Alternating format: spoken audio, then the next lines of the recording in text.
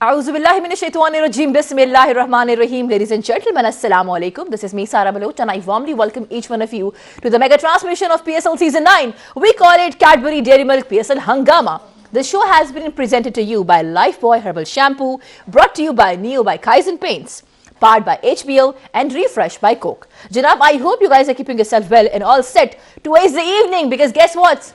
Today is the 10th number of PSL Season 9 match between two struggling teams. जी हाँ, it's going to be very important and very crucial match because देखिए लाहौर कलंदर्स को bottom अगर हम बात करें point table के एतबार से जल्दी दिखाते हैं। पहले हम आपको पॉइंट टेबल फिर आगे डिस्कशन को कैरी फॉरवर्ड करते हैं।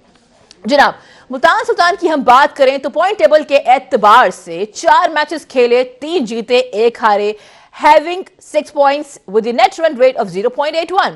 Then on number 2 we have gotten Quetta Gladiators, 3 match खेले, तीनों के तीनों जीते with the 6 points and having a run rate of 0.69. Then we have gotten Islamabad United, 3 matches खेले, 1 जीते 2 हारे with the net run rate of 0.03 and having 2 points. Then we have gotten number 4 पे Karachi Kings, 2 matches खेले, 1 हारे 1 जीते। Peshawar Zalmi 3 matches खेले, 1 जीते 2 हारे। लाहौर कलंदर्स 3 मैचेस खेले, 1 भी ना जीत पाए with the net run rate of -0.7. What's happening to Lahore Qalandars? तो आज का match it's going to be very very crucial for Lahore Qalandars. क्योंकि देखिए जी, याद रहे कि वो टीम्स जो बेहतरीन खेलेंगी वो ही डेफिनेटली प्ले ऑफ्स के लिए 4 टीमें कोई क्वालिफाई कर पाएंगी। लाहौर कलंदर्स के लिए बहुत इंपॉर्टेंट है। कराची किंग्स जैसे हमने पहले बात की नंबर 4 पे है, तो they have to win the match in any case. वो चाहेंगे कि वो अपनी पॉइंट टेबल पे जगह बरकरार रख सकें। लेकिन लाहौर कलंदर के ऊपर आज डिस्कशन होगी in detail with me at PSL हंगामा। I have been joined by 2 former cricketers. जनाब, शानदार पैनलिस्ट हमारे साथ हैं।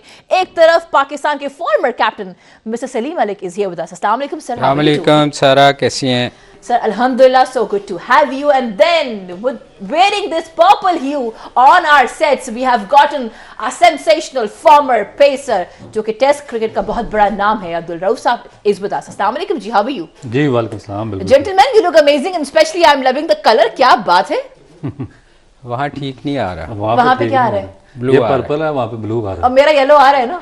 अच्छा जी, रऊफ साहब खुश नहीं है, वो कह रहे देखिए जी पर्पल पहन के आया हूँ, कैमरा ब्लू दिखा रहा है। तो चलिए, ये तो एक अलग डिस्कशन है। लेकिन सबसे पहले sir, because you have been the captain, the former captain, आपका एक इतना बड़ा नाम है कि हिस्ट्री में नाम लिख दिया गया है। आने वाली जो पुश्तें हैं वो भी याद रखेंगी सलीम मलिक का नाम। Sir, we have gotten Lahore Qalandars से शाहीन शाह अफरीदी, जो कि T20 की कैप्टनसी भी देख रहे हैं। न्यूजीलैंड की सीरीज हमारे सामने है 4-1। दिन शान मसूद, हमने देखा पर्थ का मैच, सिडनी का मैच देखा हमने, यानी हमारे सामने ऑस्ट्रेलिया की सीरीज ही मौजूद है। How different you think the approach of both the captains in this PSL season? देखें, दोनों कैप्टन एक जैसे हैं। अगर आप इन दोनों की परफॉर्मेंस देखें पिछली, तो मेरा ख्याल दोनों की कोई अच्छी परफॉर्मेंस नहीं है। पाकिस्तान मसूद की देखें, शान मसूद की, तो उसने भी तीनों टेस्ट मैच हारे और कोई इतनी ख़ास उसकी अच्छी परफॉर्मेंस नहीं थी। और उसके कंपेयर अगर आप करें शाहीन को, तो शाहीन सारे पिछले 8 मैचेस मेरा ख्याल वो हार के आ रहा है। तो दोनों की परफॉर्मेंस तो एज ए कैप्टन कोई अच्छी नहीं है, इसमें कोई शक नहीं कि 2 PSL शाहीन की कप्तानी में जीते। उसकी रीज़न ये थी कि एक तो इनकी बॉलिंग बहुत बेहतर परफॉर्म कर रही थी, रऊफ़ बहुत अच्छी बॉलिंग कर रहा था, शाहीन खुद बहुत अच्छी बॉलिंग कर रहा था, और सबसे बड़ा जो डिफरेंस था वो था राशिद का, कि राशिद इनको नीचे से विकेटें दिलवा रहा था। वो इनका कम्बिनेशन जो है इस टूर्नामेंट में वो इतना अच्छा नज़र नहीं आ रहा। तो मेरे ख्याल में तो कप्तानी पे तो फिर अगर आपकी टीम थोड़ी सी वीक होगी तो जब भी आपकी कप्तानी का पता चलता है कि आप कितने अच्छे कैप्टन हैं। आप एक बुरी टीम, एक बुरी तो नहीं कहना चाहिए, एक कमज़ोर टीम को किस तरह लड़वाते हैं। तो मेरे ख्याल वो आपको समझ आ जानी चाहिए कि ये दोनों कैप्टन जो हैं अगर वीक टीम के साथ अच्छा नहीं करते तो कप्तानी की एबिलिटी तो मुझे दोनों में नज़र नहीं आ रही। तो अगर टीम अच्छी होएगी तो वो तो कोई टीम भी जीत जाती है। तो मेरा ख्याल है अब आज इसकी मिसाल क्या देनी चाहिए कि जो ऑन अ डे अच्छा खेल जाएगी वही अच्छा करेगी। तो मेरा ख्याल है दोनों कप्तान एक जैसे ही हैं। दोनों एक जैसे हैं सर, आपने कह दिया दोनों एक जैसे हैं। जनाब याद रहे, एक टेस्ट कैप्टन है हमारा और एक T20 का कैप्टन है। चले जी, इसके ऊपर नहीं, उनकी परफॉर्मेंस देखें ना आप दोनों की। कोई पिछली सीरीज को अगर ले लें, इसमें कोई शक नहीं, मैंने जैसे कहा कि शाहीन ने डिफेंडिंग चैंपियन था, मगर उसकी रीज़न ये थी कि दोनों फास्ट बॉलर, हमारी बॉलिंग बहुत अच्छी हो रही थी इनकी, और शाहीन की तब स्पीड भी सही थी। ओबियसली जब वो अच्छा कर रहे थे तो सब अच्छा चल रहा था। आप चूँकि स्ट्रगल कर रही है तो कप्तानी का तो उसी वक्त पता चलता है ना जब आप स्ट्रगल कर रहे हो। सर एक क्विकली क्वेश्चन पूछना चाहती हूँ, आपकी एक्सपर्टीज रिक्वायर्ड है उसमें। क्या PSL के बाद, मुझे नहीं पता कि क्या रिजल्ट आता है, खुदा ना खासा अगर ये दोनों निकल जाते हैं तो क्या इनकी कैप्टनसी को खतरा हो सकता है नेशनल टीम में? देखें, हमारे यहाँ तो कभी इस चीज़ को कंसीडर नहीं किया गया। हमारे यहाँ तो वो कहते हैं ना पंजाबी लकीर दे फ़कीर, वो एक ही साइड पे चलते हैं, उन्होंने अपनी मर्ज़ी करनी होती है। वो कभी परफॉर्मेंस पे तो आज तक ना प्लेयर सेलेक्ट हुआ है ना कप्तान सेलेक्ट हुआ है। तो ये तो पाकिस्तान ने कभी इस चीज़ को कंसीडर किया ही नहीं। तो मेरा नहीं ख्याल कि इनके हारने या जीतने से कोई फ़र्क पड़ना है। जिसकी लॉबी तगड़ी होएगी वो कप्तान बन जाएगा और वो ही टीम में आएगा। अच्छा जी, वी हैव गॉटन रऊफ साहब आल्सो, उनसे बात करेंगे क्योंकि अब लॉबी की बात शुरू हो चुकी है। लेकिन उससे पहले pitch report is with us, let's have a look. Have you listen to what he said? क्या कहना चाहेंगे?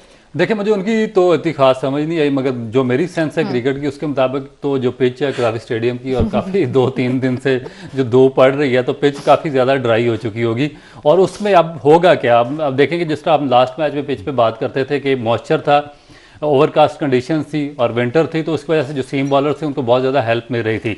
नो डाउट कि मोहम्मद अली ने और अब्बास ने बहुत अच्छी बॉलिंग की मुल्तान से और डोमिनेट किया। मगर अब आस्ता आस्ता क्या होगा कि ड्राई डाउन हो रही हैं पिचें, और जो फास्ट बॉलर्स हैं उनकी जो स्ट्रगल है वो बढ़ती जाएगी। इसमें यह है कि जो फास्ट बॉलर जो जिसको रिवर्स करनी आती है वो मेरा ख्याल है कि यहाँ पे ज़्यादा सक्सेसफुल रहेगा, और जिसको रिवर्स करना नहीं आता वो स्ट्रगल करता रहेगा। और उसके बाद आस्ता आस्ता ये जो पिचें हैं, ये जो स्लो बॉलर्स हैं जो वैरायटी के साथ और पेस चेंज करके, वेरिएशन चेंज करके जो स्पिन बॉलर्स बॉलिंग करते हैं, उनके लिए बहुत ज़्यादा आइडियल होती जाएंगी, क्योंकि बहुत ज़्यादा मैचेस इन पर खेले जा रहे हैं कंसिस्टेंटली। तो मेरा ख्याल है कि आस्ता आस्ता ये जो अच्छे जो रिवर्स स्विंग करने वाले फास्ट बॉलर्स और जो स्पिन बॉलर्स हैं उनके लिए हेल्पफुल होंगी। नहीं, ये सर हम आएंगे इस पे, रियली रियली सॉरी, लेकिन जब कमर्शियल आते हैं तो हम कुछ नहीं कर पाते। स्टे विद अस, क्योंकि थोड़ी ही देर में टॉस होने वाला है और आज बहुत इंपॉर्टेंट मैच है। Stay with us.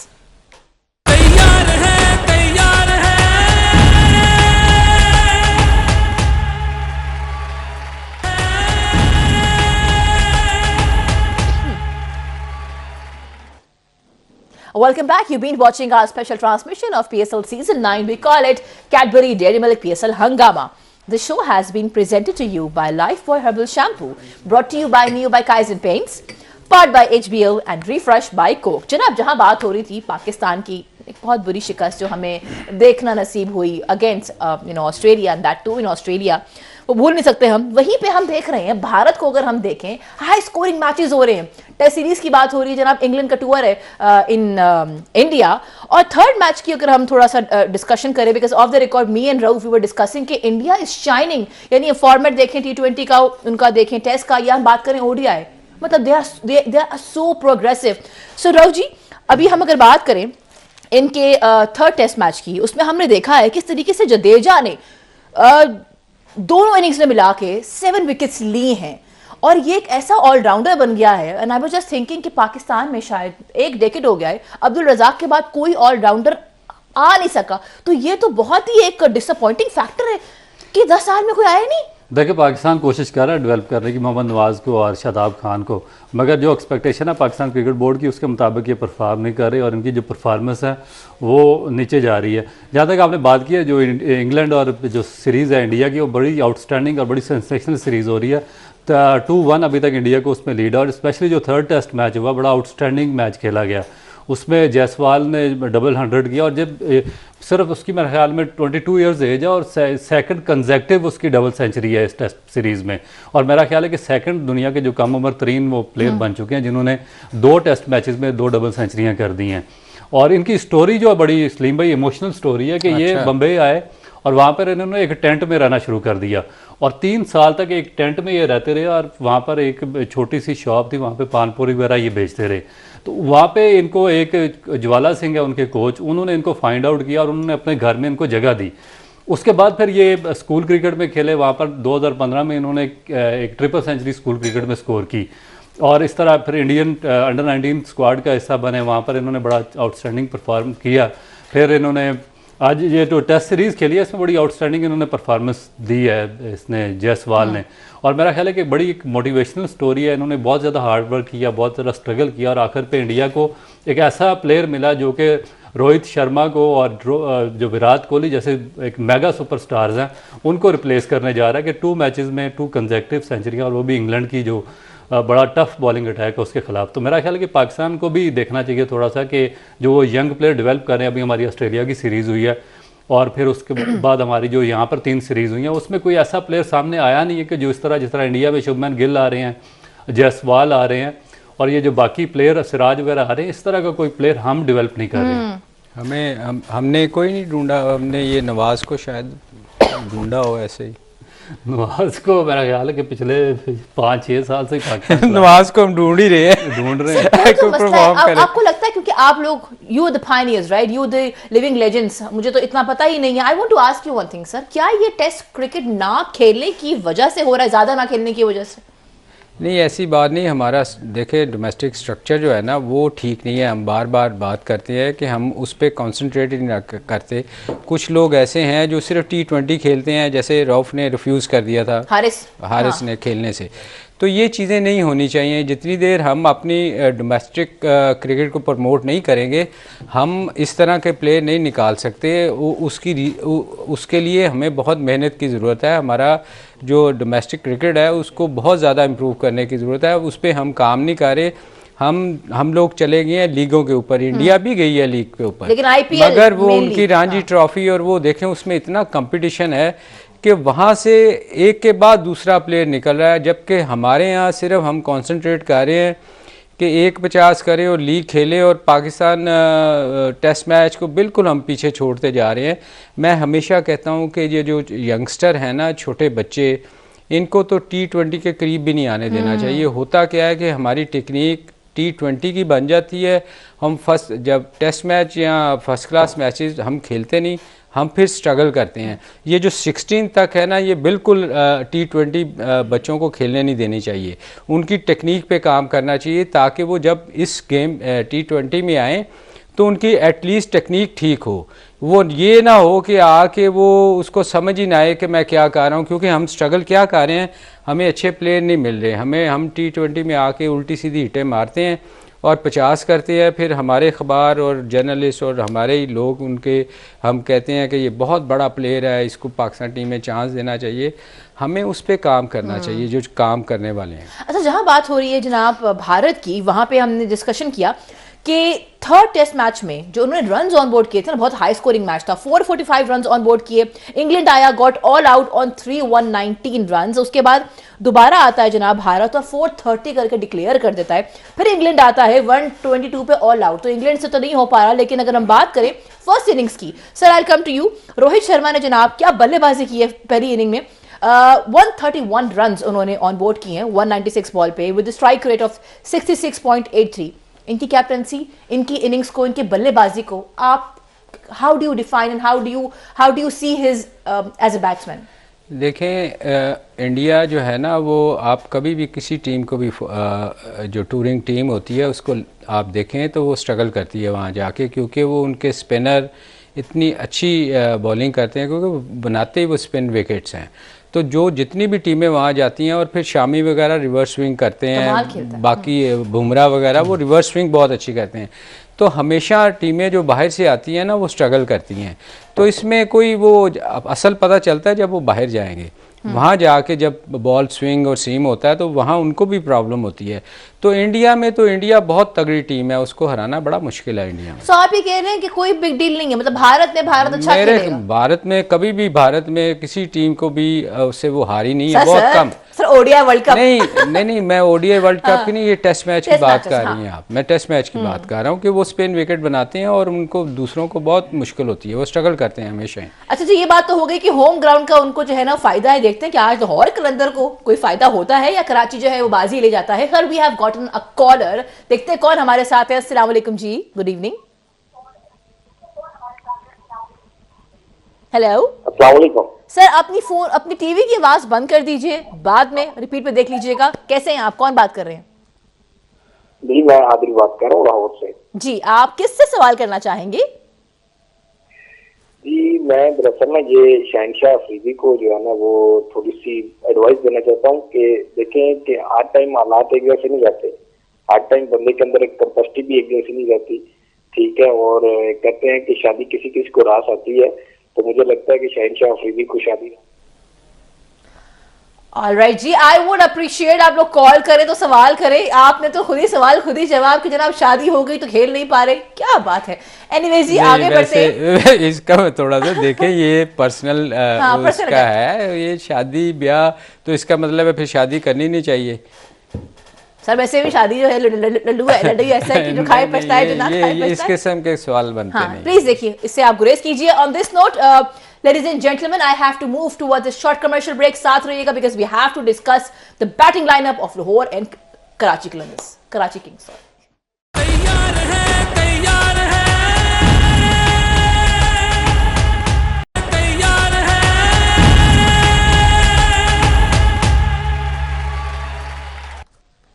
Welcome back, Ji. You've been watching our special transmission of PSL Season 9. We call it Cadbury Dairy Milk PSL Hangama.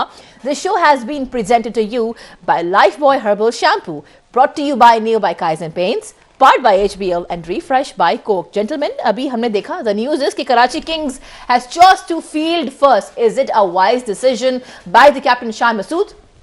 नहीं, बिल्कुल उसका डिसीजन ठीक है। उसकी रीज़न ये है, देखें कि जो वीक टीम होती है ना, अब जैसे लाहौर कलंदर थी, अगर टॉस जीती तो उसको हमेशा पहले बॉलिंग करनी चाहिए। उसकी रीज़न ये है कि उनकी बॉलिंग में वो स्ट्रगल कर रहे हैं। अब उनकी बैड लक है कि आज टॉस हार गए, क्योंकि जब आप चेज़ कर रहे होते हैं ना, तो आप जितना मर्जी, मैंने पिछले दफ़ा भी कहा था कि लाहौर कलंदर अगर स्ट्रगल करेगी तो वो बॉलिंग की वजह से करेगी। अगर ये 200 भी करती है तो इसको प्रॉब्लम होगी, क्योंकि इनकी बॉलिंग उतनी अच्छी नहीं है। दूसरा, कराची का जीतने का मकसद बॉलिंग करने का ये है कि सुबह के टाइम देखें ड्राई कंडीशन है, उसमें दो चीज़ों का उनको फ़ायदा हो सकता है, ख़िलाफ़ भी जा सकती हैं कि बॉल थोड़ा सुबह को स्विंग ना हुआ तो मार भी पड़ सकती है, मगर इसमें रिवर्स स्विंग का उनको चांस है। फिर स्पिनर, चूँकि 3-4 मैचेस हो चुके, इधर काफ़ी मैचेस मेरे ख्याल हो चुके हैं। उसके बाद होता क्या है कि स्पाइक्स लगने के बाद ना विकेट थोड़ी सी ख़राब हो जाती है, उसमें चांसेस होता है कि आपको स्पिन मिले। तो मेरे ख्याल इनके पास दोनों स्पिनर अच्छे हैं और ये उससे पूरा फ़ायदा उठाने की कोशिश करेंगे। और लाहौर कलंदर के लिए प्रॉब्लम ये है कि उन्होंने सेकंड बॉलिंग करनी है, और सेकंड में ड्यू फैक्टर भी थोड़ा बहुत आ जाता है, और उनकी स्पिन बॉलिंग नहीं है। राशिद को वो इस तरह मिस कर रहे हैं जैसे हम साहिल को अच्छा, alright Sahil, you been mix, I hope you feel better soon. अच्छा जनाब, बात ये, जहां बात हो रही है कि राशिद खान की एब्सेंस है, वहां पे we have gotten this inclusion. हमने लास्ट मैच में भी देखा किस तरीके से जो है वो जॉर्ज लिंडे ने आके खेला। I want to ask you one thing जनाब, अगर हम लेफ्ट आर्म स्पिनर की बात करें लिंडे की, डू यू थिंक कि वो एक इम्पैक्ट आज क्रिएट कर सकते हैं against Shoaib Malik and Pollard specially? देखिए, मेरा ख्याल है कि अगर नहीं करेंगे तो बड़ा मुश्किल हो जाएगा लाहौर कलंदर के लिए मैच जीतना। और जिस तरह बड़ा अच्छा ये टॉस जीत के इन्होंने पहले बॉलिंग का फैसला किया कराची ने, और ये जो कंडीशंस हैं उनको यूटिलाइज करेंगे, क्योंकि अर्ली ऑन अगर थोड़ा सा मॉइस्चर वगैरह होगा, उसके ये दोनों पेसर जो अमीर हमजा और हसन अली, ये अपनी फेवर में यूज़ कर सकते हैं। उसके बाद डेफिनेट रिवर्स स्विंग का भी आंसर आएगा, और जो इनकी स्पिन बॉलिंग अटैक है वो बहुत तकड़ा है, क्योंकि अगर ये मॉइस्चर में जब वो ड्यू पड़ती है उस पर बॉलिंग के लिए जाते तो जो तबरेज़ शमसी थे, मोहम्मद नवाज थे या शोएब मलिक, ये यूज़फुल ना रहते। मगर अब अगर ये शुरू में बॉलिंग करेंगे तो ये थोड़े इफेक्टिव होंगे, क्योंकि ड्राई पिच होगी और सिचुएशन काफ़ी बेहतर होगी। तो दूसरा जो बेसिक चीज़ इनका जो माइंड में होगी, वो लाहौर कलंदर की बॉलिंग लाइन है, क्योंकि लाहौर कलंदर की जो बॉलिंग लाइन है शाहीन अफरीदी की इंजरी के बाद से वो अभी तक स्ट्रगल कर रहे हैं। दूसरे उनके 2 प्रीमियर बॉलर हैं ज़मान खान और हारिस रऊफ, वो दोनों स्ट्रगल कर रहे हैं। और लास्ट अगर आपने मैच देखा तो उसमें ज़मान खान को 4 ओवर में 52 रन कंसीड हुए हैं। तो मेरा ख्याल है कि ये ऐसी चीज़ें हैं जिनको सामने रखकर उन्होंने फैसला किया। फिर जहाँ तक आपने बात किया लिंडे की, तो ये कोई ऐसा बड़ा बॉलर नहीं है कि जो शान मसूद, मोहम्मद नवाज, शुएब मलिक या जो पोलार्ड और विंस हैं इनके लिए कोई बहुत ज़्यादा हर्डल क्रिएट कर सकेगा, क्योंकि जब एक दफ़ा टारगेट इनके सामने आ जाएगा तो फिर इस ऐसे बॉलर को ये जो सीनियर कंपेनर है ये बड़े अच्छे तरीके से इसको मैनेज करके 8 या 10 रन इसको कर सकते हैं। तो मेरा ख्याल है कि बड़ा वाइज एक डिसीजन है कराची किंग्स का। दूसरा आप अगर देखें तो ये जो गलती कर रहे हैं ना, ये अपनी बैटिंग ज़्यादा स्ट्रॉन्ग करने की कोशिश कर रहे हैं, उससे कोई फ़र्क नहीं पड़ेगा जितना देर बैलेंस नहीं होगा ना। आप ये देखें साहिब भी आया है, उन्होंने बैट्समैन डाला है, और भट्टी भी सुना है वो ऑलराउंडर है। तो बात ये है कि आप जितनी देर आपकी बॉलिंग हमेशा मैच जितवाती है, आप देखिएगा क्रिकेट में हमेशा बॉलिंग आपकी ये रऊफ़ और शहीन हमेशा बॉलिंग से मैच जीतते थे। तो आप जितनी मर्जी लंबी बैटिंग कर लें, आप हमेशा आपको बॉलिंग जितवाती है। तो वो उसमें लैग कर रहे हैं, लाहौर स्ट्रगल कर रही है बॉलिंग में, ये जितने मर्जी बैट्समैन आप डाल लें। तो ये एक गलती होती है कैप्टन की, और टीम मैनेजमेंट जो बाहर बैठी है उनको ये सोचना चाहिए कि हमने बैलेंस टीम लेके जानी है, बजाय हम बैट्समैन जितने मर्जी डालते रहें, अपनी बॉलिंग की तरफ तवज्जो देनी चाहिए। और ये ज़रूरी नहीं है कि रऊफ़ अगर अच्छा परफॉर्म नहीं कर रहा या ज़मान अच्छा परफॉर्म नहीं कर रहा तो ये उस दिन भी हमने कहा था कि ये लिखा नहीं हुआ कि आप एक बंदे को आप बिठा रेस्ट भी करवा सकते हैं, कि ये ज़रूरी नहीं है कि उसी ने खेलना है। अगर कोई स्ट्रगल कर रहा है, उससे अच्छी परफॉर्मेंस नहीं हो रही, तो आप किसी नए लड़के को चांस दें। जैसे नाफे आया है बैटिंग में, उसने अच्छा परफॉर्म किया है, तो इसकी जगह अगर कोई फास्ट बॉलर आता है, रऊफ़ की जगह किसी को खिलाते हैं, हो सकता है कोई आपको टैलेंट मिल जाए। तो ये चीज़ें जो है ना, एक कप्तान फ्लेक्सिबल होना चाहिए। कप्तानी का इसीलिए पता चलता है कि उसको बड़े डिसीजन लेने पड़ते हैं। तो ये मेरा ख्याल है वो थोड़ा एक ही चीज़ पे फंसे हुए हैं कि हमने इसी से जीतना है, वो ये बड़ा मुश्किल हो जाता है उसको। अच्छा, ये जो सलीम भाई ने बात किया ना, तो मैं इसको इसलिए देखें कि इसकी एक एग्जांपल आपको देता हूँ। जिस तरह पेशावर की टीम बहुत ज़्यादा सफ़र कर रही थी अपनी बॉलिंग की वजह से, तो कल उन्होंने जो चेंज किया, 4 चेंजेस किया, वुड आया, उसके बाद वॉल्टर आया, फिर नवीनुल हक आया और आरिफ याकूब। इन्होंने आते ही डिफरेंस डाल दिया। और मुल्तान की टीम जो कि बहुत ही फेवरेट टीम थी, उसके खिलाफ इन्होंने मैच जीत लिया। अब लाहौर कलंदर जो सलीम भाई ने बात की है, इनके पास मेरा ख्याल है कि यार रिप्लेसमेंट नहीं है।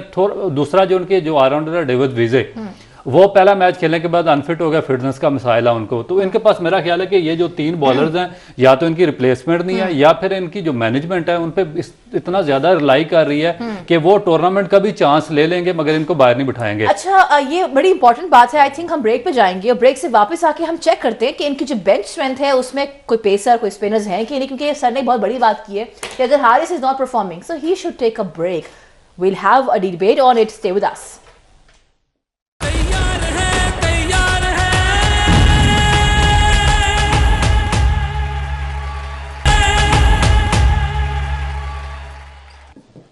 Welcome back, Janab. You've been watching our special transmission of PSL Season 9. We call it Cadbury Dairy Milk PSL Hangama.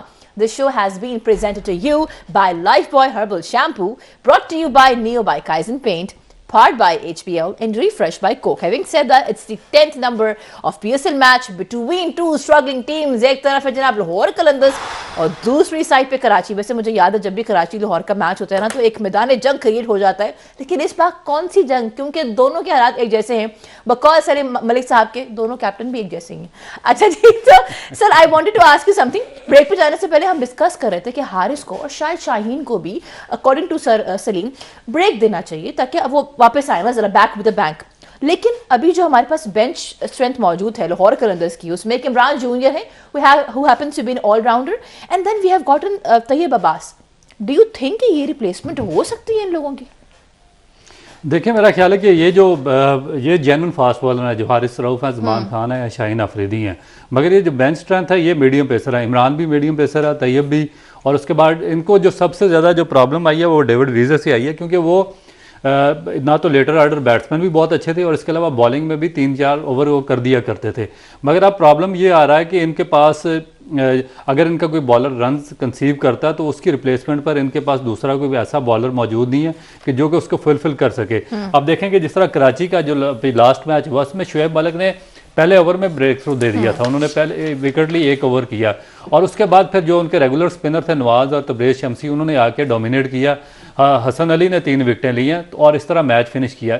इस तरह की बॉलिंग मेरा ख्याल है कि ये जो लाहौर कलंदर का जो बेंच है इस पर मिसिंग है कि रिप्लेसमेंट इनके पास नहीं। अगर एक बॉलर रन कंसीव कर रहा, फर्ज किया अगर हारिस रऊफ के 3 ओवर में 30 रन होते हैं तो उसको चौथा ओवर भी करवाएंगे और उसमें भी रन वो कंसीव कर रहा है। तो जमान खान तो को रऊफ अगर अनफिट हो जाते हैं तो ये फिर बाहर उनको किस लिए बिठाया गया हुआ है? अगर उनका रोल ही नहीं है, अगर उनको खिलाना ही नहीं, तो ये तो फिर उन प्लेयर्स के साथ ज्यादती है ना जो बाहर आप बेंच पे बिठाए हुए हैं। बिल्कुल, तो ये वाली बात रऊफ तो मेरा नहीं ख्याल यार, अगर आपने किसी को लेके आए हैं 16 में तो इसका मतलब है कि उसमें इतनी एबिलिटी है कि वो मैच खेल सकता है।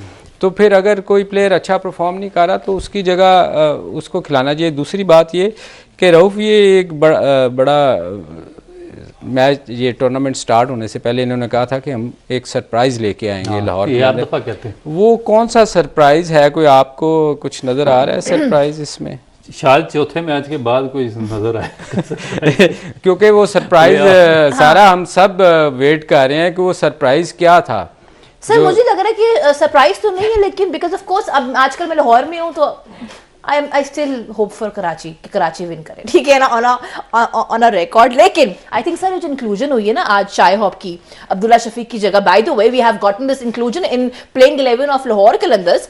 एक तरफ शाय हॉप की इंक्लूजन हुई है, अब्दुल्ला शफीक को हटा दिया गया है, रिप्लेस कर दिया गया है, और दूसरी साइड पे वी हैव गॉटन एहसन बंटी जिन्होंने रिप्लेस किया है ब्रेथवेट को। सर आप बताइए ये इंक्लूजन ठीक है अब्दुल्ला को हटाना? देखें अब्दुल्ला, मैं समझता हूँ कि बहुत बड़ी ज्यादती है अब्दुल्ला के साथ। अगर एक बंदा पिछले जिसको हम बहुत ज़्यादा हम रेट करते थे कि ये बड़ा अच्छा प्लेयर है पाकिस्तान के लिए, उसको अगर आप पीएसएल में नहीं खिलाएंगे, देखें ना उसका नंबर भी चेंज किया गया, उसको ओपन से नीचे आपने फेंका। इसका मतलब है कि ये तो पर्सनल कुछ ग्रज लग रहा है उसके साथ कि आप एक पाकिस्तान का ओपनर है, आप उसको लीग में आप उसको नीचे खिला रहे हैं, फिर उसके बाद उसको आपने टीम से बाहर निकाल दिया है।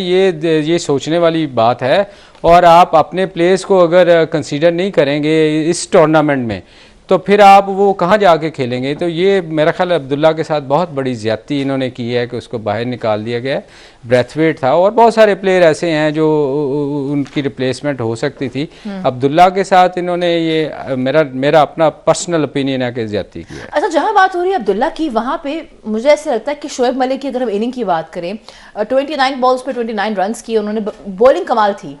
लेकिन जहां बल्लेबाजी की बात करें सर, कराची किंग्स से अगर हम बात करें, आपको नहीं लगता कि वी एक्सपेक्ट कि शोएब अपनी इनिंग्स को कैपिटलाइज करें? He is unable to do that. देखें वो अब उस एज में आ गए हैं। अब किसी यंगस्टर की बात करें, ये हो सकता है उनका आखिरी सीज़न हो, बहुत लंबा खेल लिया उन्होंने, तो उसके बाकी बहुत सारे प्लेयर ऐसे हैं जिनको अब चांस मिलना चाहिए। देखें एक टाइम होता है, आप यंग होते हैं, अब उनकी काफ़ी एज हो गई है, उसकी जगह किसी और को। सर विराट भी तो खेलते हैं, विराट की और उसकी एज में आधा फ़र्क है। मेरा इसलिए हम कहते हैं कि थोड़ा मैं भी थोड़ी सी बात करूँगा। ये पाकिस्तान क्रिकेट बोर्ड को और जो जब भी सिलेक्शन पैनल जो है वो फ्रेंचाइज को नाम देता है तो थोड़ा सा सोच समझ के और दिमाग का इस्तेमाल करके इनको देना चाहिए। ये आप पूरा साल टीवी पे बैठे शो करते रहते हैं और आखिर पे आके आप जो यंगस्टर्स होते हैं पूरा साल वो धूप में क्रिकेट खेलते हैं, अपना टाइम देते हैं, उनकी जगह पे आप टीम में सिलेक्ट इनको करवा दिया जाता है। फिर ये देखिए अभी तैयब ताहिर एक बड़ा उसको देखिए कितनी ज्यादती है, अभी तक वो मैंने नहीं देखा कि वो किसी टीम से मैच खेल रहा है। इसी तरह अपना अमर जमाल बाहर हो गया और कई ऐसे यंगस्टर हैं पाकिस्तान में जो मैंने देखे हैं कि हाईली टैलेंटेड है, उनको चांस नहीं मिल रहा और फॉरेन से बाहर से ऐसे लेकर आ जाते हैं जिनका मेरा ख्याल है कि कोई आगे फ्यूचर नहीं होता। जनाब ये डिस्कशन होती रहेगी, will have a debate on this, लेकिन इस वक्त जनाब लाहौर कराची का मैच है, क्राउड जो है वो ढेर सारा क्रिएट हो चुका है, आ चुका है वो मैच देखने के लिए। What are you vouching for, team Lahore Qalandars या कराची किंग्स? आपसे इंशाल्लाह